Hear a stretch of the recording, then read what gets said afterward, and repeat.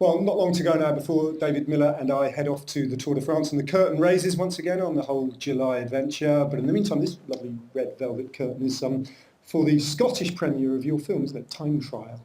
Yeah, it's the homecoming of a film that we've worked on for, seems like, well, it's nearly a decade now. All about you as a racer. Any little bit of you wishes you were racing the Tour de France this year? Not at all. Right, okay, that's dealt with that. Now, I guess it's all about Chris Froome, obviously riding with a cloud over his head, but setting that to one side, that case, could be a historic win for him, couldn't it? Well, it puts him in the pantheon of the greats, the 5 Tour wins, which is, there's only 4 riders at the moment that have that. But it's not going to be easy for him. They've mixed up the Tour de France a bit this year.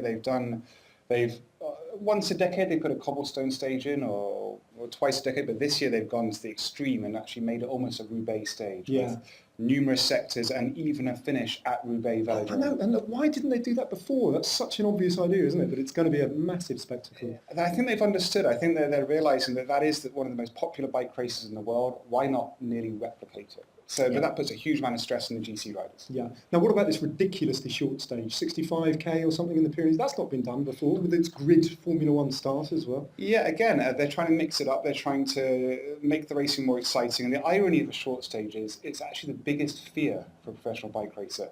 The longer days, you get more time to kind of, there are pauses, but in a short stage, it's flat out from the gun.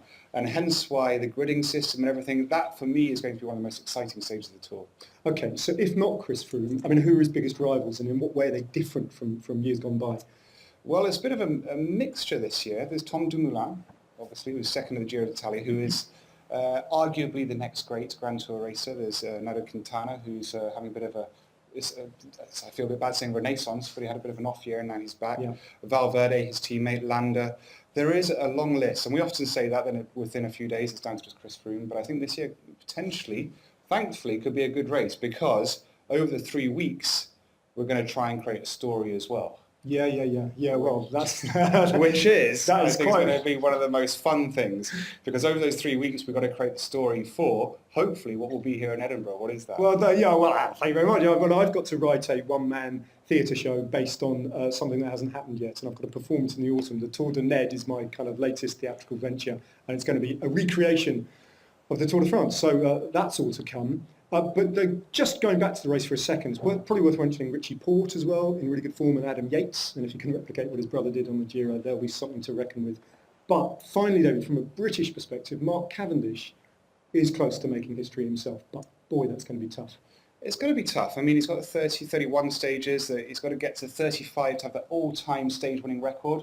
34 is Eddie Merckx at the moment. Level, yeah. Nobody can even envisage beating an Eddie Merckx record. So for Mark Cavendish even to be on the cusp of it is mind-boggling.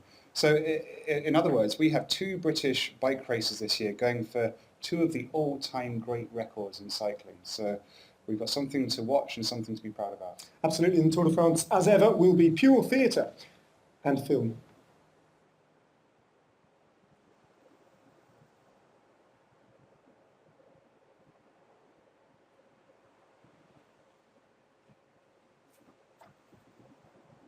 The beautiful game, played in many